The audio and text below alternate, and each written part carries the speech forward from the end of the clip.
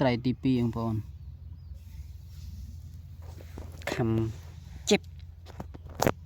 កូនត្រីប៉ុននេះជើងតែប៉ុណ្ណឹងក៏យកបងប្អូនត្រីស្រែវាមានទុយទុយចឹងឯង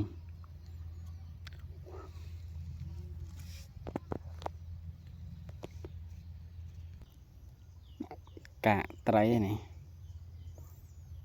តែធាត់ច្បោយណៃច្បោកូនត្រីចវ៉ាស៊ីចឹងទៅត្រីធាត់ច្រើន